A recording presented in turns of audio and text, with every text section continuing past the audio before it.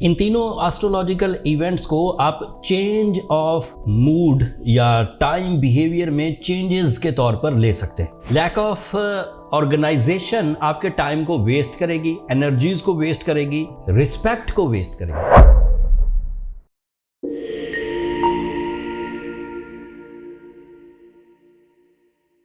अस्सलाम वालेकुम स्कॉर्पियोज, मैं हारिस अज़मी प्रोफेशनल एस्ट्रोलॉजर आपकी खिदमत में हाजिर हूँ इस हफ्ते की एस्ट्रोलॉजिकल रिसर्चेस के साथ। निज़ाम शमसी में 9 मार्च से 15 मार्च के दौरान 3 एस्ट्रोलॉजिकल इवेंट्स हैं। इन तीनों एस्ट्रोलॉजिकल इवेंट्स को आप चेंज ऑफ मूड या टाइम बिहेवियर में चेंजेस के तौर पर ले सकते हैं। मामला ये है कि 9 मार्च को हफ्ते के पहले ही दिन मरकरी रेट्रोग्रेड हो जाएगा। मरकरी एक इंपॉर्टेंट प्लैनेट है, आपके 6th एंगल पर है। It is a planet of losses recovery, it is a planet of team work, it is a planet of leadership quality, it is a planet of your mind skill नफ्सियात, it is a planet of new plans, it is a planet of learning skills, magical communication, public image, ये इन सब चीजों को represent करता है। 6th angle पर जब ये रेट्रोग्रेड होगा, लंबा नहीं चलता, रेट्रोग्रेशन 25 दिन पर मबनी होती है, लेकिन रेट्रोग्रेशन में ये आपके 2 साइड्स को, 2 न्यू टॉपिक्स को छेड़ देगा, छेड़ने की अहलियत रखता है। कुछ लोग बहुत ताकतवर होंगे, वो इस रेट्रोग्रेशन से कोई ज़्यादा बड़ा इम्पैक्ट नहीं लेंगे। अगर कुछ नेगेटिविटीज़ सोलर सिस्टम से आ भी रही होगी तो उनके लाइफ स्टाइल की वजह से कवर होती रहेगी। लेकिन ऐसे स्कॉर्पियोज जो इन दिनों अनफॉर्चुनेटली अपनी हेल्थ सेंसिटिविटी का सामना कर रहे हैं, उनको कुछ प्रॉब्लम्स आ सकती है हेल्थ साइड पर। इसे हम क्या कह सकते हैं, हेल्थ सेटबैक्स। ये मेरा इसमें 2 तरह का मशवरा है। एक तो अपने हेल्थ को पहले ही स्टेबलाइज करें, हेल्दी लाइफ स्टाइल अपनाएं। रमज़ान सीजन चल रहा है, वैसे ही बहुत सारी बीमारियां सिर्फ ये फास्टिंग की वजह से रिकवर हो जाती हैं। एज़ यू नो, मुझे इसकी तफसील बयान करने की ज़रूरत नहीं, बट फिर भी अगर आप अनहेल्दी लाइफ स्टाइल अपनाए हुए हैं, कोई ऐसी आदत अपनाए हुए हैं जिससे हेल्थ थ्रेट्स 9 मार्च से पहले तो नहीं आ रहे थे, बट एक्सपेक्टेड ये है कि 9 मार्च के बाद वो ज़्यादा सिवियर डिस्टर्बेंसेस प्रोड्यूस करेंगे। मैदे के अमराज, लैक ऑफ कॉन्सेंट्रेशन, गैर मुस्तकिल मिजाजी, दिमाग में जल्दबाजी का अंसर पैदा होगा। एंड इसका दूसरा इम्पैक्ट एक अजीब सा इम्पैक्ट है on the behalf of my researches. आप अपनी मेडिकल डायग्नोसिस को क्रॉस चेक जरूर करिए। मैंने ये देखा है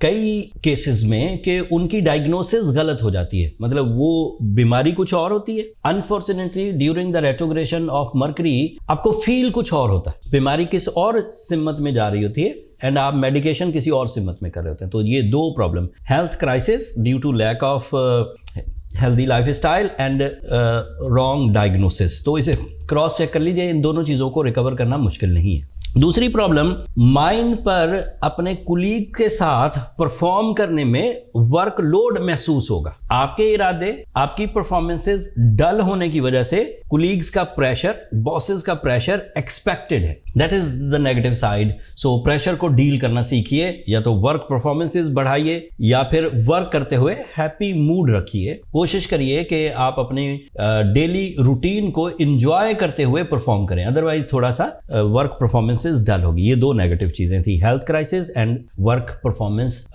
डिले या लैक में जाना। 2 अच्छी खबरें भी हैं। पहली अच्छी खबर यह है कि अपने आप को प्लान करके एंड ऑर्गेनाइज करके परफॉर्म करें। लैक ऑफ ऑर्गेनाइजेशन आपके टाइम को वेस्ट करेगी, एनर्जीज को वेस्ट करेगी, रिस्पेक्ट को वेस्ट करेगी। सो पॉजिटिव न्यूज क्या है, या मेरी एडवाइस क्या है कि प्लान करिए, ऑर्गेनाइज करके लाइफ को लेकर चलिए इस हफ्ते से। एंड दूसरा, अपने जो रिस्पॉन्सिबिलिटी है, एट वंस रिस्पॉन्सिबिलिटी, मतलब एक ही टाइम में कई तरह की रिस्पॉन्सिबिलिटी को निभाने या उसकी कमिटमेंट करने से अवॉइड करिए। सो 2 एडवाइजेस मेरी तरफ से क्या हुई, एक, अपने आप को ऑर्गेनाइज करिए, स्केड्यूल बनाइए एंड प्लान करके चलिए। एंड दूसरा, टू मच टारगेट्स सेट मत करिए, ज्यादा काम एक वक्त में करने की कोशिश मत करिए। ये 2 चीजें आपको मेरी एडवाइस है। 2 चीजें मैं रोक नहीं सकता, वो आपको रोकनी है। अपने हेल्थ क्राइसिस एंड अपने ऊपर जो वर्क लोड कुलीग्स की वजह से लेना है, उसको जरा अवॉइड करिए। ये मरकरी की रेट्रोग्रेशन, इसे रिकवर कैसे करना है आर्टिफिशियली, उसके बारे में मैं थोड़ी राय वीडियो के एंड पर दूंगा। अब कुछ और खबरें सुनिए। 14 मार्च को इस हफ्ते के तकरीबन इख्तितामी दिनों में फुल मून हो जाएगा। ये रमज़ान का पूरा चांद होगा एंड ये आपके लिए आपके 11th एंगल पर होगा।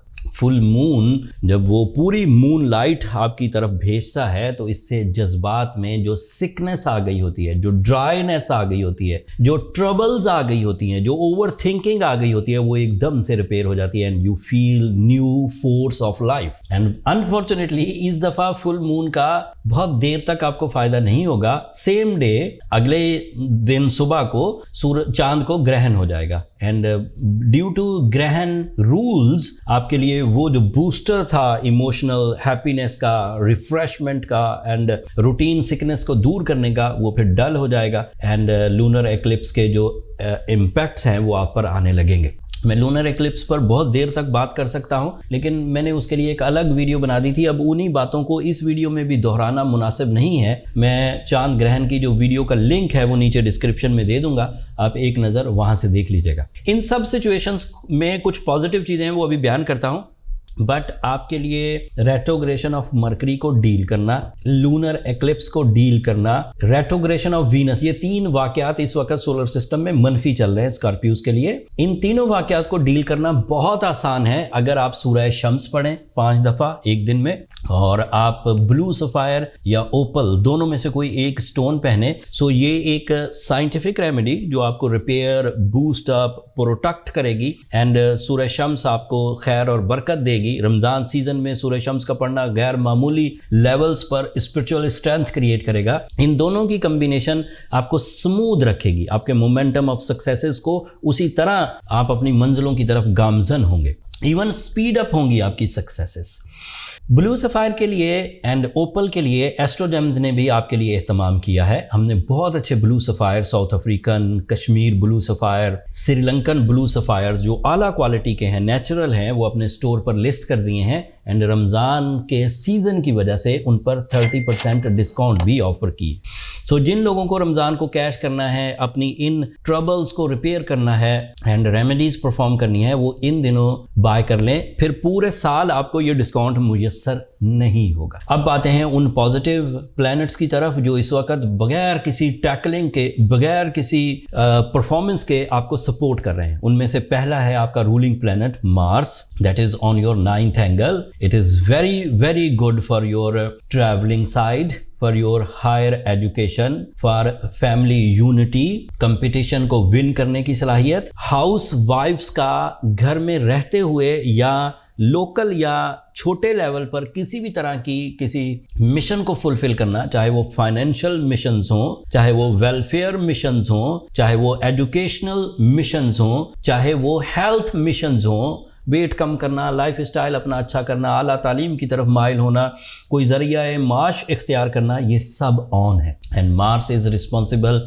Of your natural abilities, so you feel the powerful natural talent increase होता हुआ, फ्लरिश करता हुआ एंड रिवॉर्ड्स उगलता। एक और प्लस पॉइंट है आपके लिए, सैटर्न आपके लिए 5th एंगल पर है। This is long term planet. Saturn का 5th एंगल पर होना कई तरह की तसल्ली बख्श खबरें लाता है। Saturn is responsible of your duties, खुश असलूबी निभाना। Saturn is responsible of your comfort of life, gadgets के थ्रू, प्लानिंग के थ्रू नहीं, गैजेट्स के थ्रू। कोई मशीन, कोई कार, कोई घर, कोई मोबाइल, कोई ऐसी चीजें जो इंसानी जिंदगी में सहूलत कहलाती हैं, उनका अपीयर होना, that is a possible thing. And Saturn on 5th angle is creating some sudden gains, छक्का लगना, अचानक बड़े फायदे with less efforts in every sector. It is not only the financial advantages, it is respect options, authority options, confidence levels, फतह और Kamrani, face value, शोहरत, या फिर किसी तरह के किसी राज का पता चल जाना, रिसर्च वर्क करने वाले लोगों को अचानक कोई रूल मिल जाना, कोई मिस्ट्री रिवील हो जाना, this is all possible. So overall you are very good by the Saturn, by the Jupiter, by the Mars and by the Sun also. Sun की पेशंगोइयां रह गई। Sun is also in 5th angle with the Saturn and Sun is your career, Sun is your multitasking skills. सूरज आपके लिए दोहरी source of income के मौके भी पैदा कर सकता है। अगर दोहरी सोर्स ऑफ इनकम के मौके पैदा हों तो उसे ज़रूर इख्तियार करें। लेकिन अगर बोझ महसूस हो तो जब तक मरकरी रेट्रोग्रेड है तब तक रुके रहें एंड देन फिर इख्तियार करें, या बेस बना लीजिए, बाद में करने की कोशिश करिएगा, या फिर रेमेडी परफॉर्म करिए। सो ये हफ्ता काफ़ी हैपनिंग का हफ्ता है स्कॉर्पियोज। उम्मीद है कि आप अल्लाह ताला की इन नेमतों को, इन इवेंट्स को अच्छे अंदाज से समझे होंगे। मैंने 25 साल में एस्ट्रोलॉजी में जो सीखा आपके सामने बयान कर दिया, ये इवेंट अमूमी तौर पर क्या करते हैं। उम्मीद है कि इस वीडियो से आपको निज़ाम शमसी में होने वाले इन वाक़यात की काफ़ी समझ आ गई होगी। अगर ये वीडियो आपको अच्छी लगी हो तो अपनी दुआओं में हमें ज़रूर याद रखिएगा। चैनल को सब्सक्राइब करना मत भूलिएगा। स्कॉर्पियोज, आप लोगों की सब्सक्रिप्शन हमारी हौसला अफजाई की वजह बनती है। अगले हफ्ते तक के लिए अब इजाज़त दीजिए। अल्लाह ने के बाद।